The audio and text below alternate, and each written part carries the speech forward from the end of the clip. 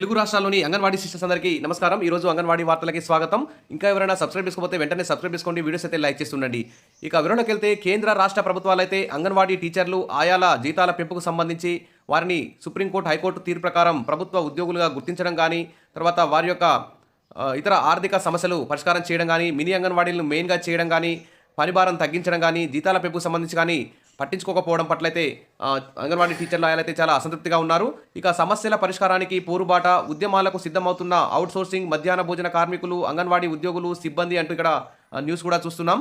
ఇక ఏడాది క్రితం అధికారంలోకి వచ్చిన కాంగ్రెస్ ప్రభుత్వంతోనైనా ఫలితం దక్కుతుందని కొన్ని నెలలు ఎదురు చూసిన ప్రభుత్వం నుండి ఎలాంటి స్పందన కానరాకపోవడం ఒక్కొక్కరుగా ఉద్యోగులు అయితే పోరుబాటు అయితే పడుతున్నారు. ఇటు ఏపీలో కూడా ప్రభుత్వం ఏర్పడి 1 ఇయర్ కావస్తుంది. ఇంతవరకు మరి ఎన్నికల హామీలో ఇచ్చిన మేరకైనా అంగన్వాడీ టీచర్ల కాయాలకు జీతాల పెంపు, పెన్షన్, గ్రాట్యుటీ ఇస్తామని కూటమి ప్రభుత్వం కూడా చెప్పింది. మరి అటు ఏపీలో కానీ ఇటు తెలంగాణలో కానీ అంగన్వాడీ టీచర్ల ఆయాలకు సంబంధించి డిమాండ్లుగానే మిగిలిపోతున్నాయి. ఇక ఇచ్చే జీతం కూడా టైంకు రాకపోవడం పట్ల అంగన్వాడీ టీచర్లు అయితే చాలా కష్టాలు ఎదుర్కొంటున్నారు. అందుకోసమే మరి తమను ప్రభుత్వ ఉద్యోగులుగా తీసుకోవాలని నిరసన గలం వ్యక్తం చేస్తున్నారు.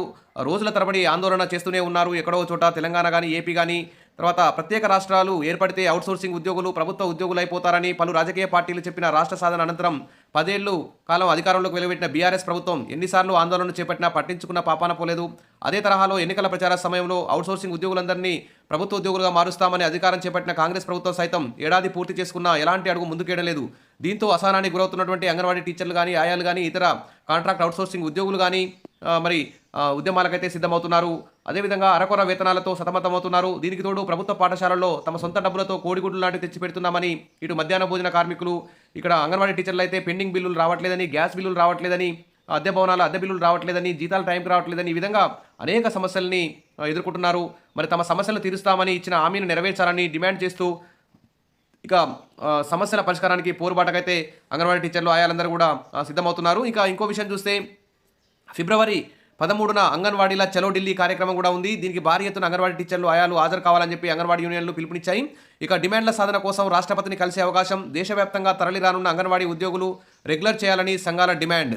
ఇక సమస్యల పరిష్కారానికి దేశవ్యాప్తంగా ఉన్న అంగన్వాడీలు పోరుబాటు అయితే పడుతున్నారు. చలో ఢిల్లీ కార్యక్రమం నిర్వహించి భారత రాష్ట్రపతి ద్రౌపది ముర్మును కలిసేందుకు ఇటు తెలంగాణ, ఏపీ నుంచి కూడా అంగన్వాడీ టీచర్ల సంఘాలైతే ప్రణాళికలు అయితే రూపొందిస్తున్నాయి. ప్రస్తుతం దేశవ్యాప్తంగా అంగన్వాడీలో సుమారు 26 లక్షల మంది టీచర్లు ఆయాలైతే పనిచేస్తున్నారు. ఇక సుప్రీంకోర్టు తీర్పు మేరకు తమను రెగ్యులర్ చేయడంతో పాటు వడ్డీతో సహా గ్రాట్యుటీ చెల్లించేలా చర్యలు తీసుకోవాలని డిమాండ్ చేస్తున్నారు.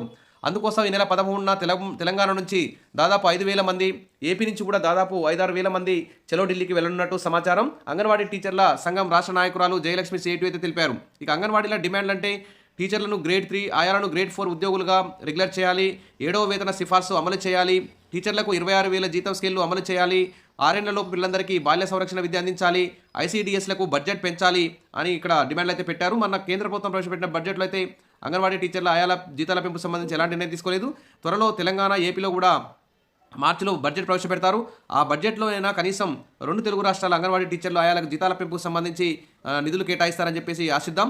మరి మొత్తానికైతే ఫిబ్రవరి 13 చలో ఢిల్లీ కార్యక్రమాన్ని విజయవంతం చేస్తారని చెప్పేసి అందరూ కూడా భావిస్తున్నారు.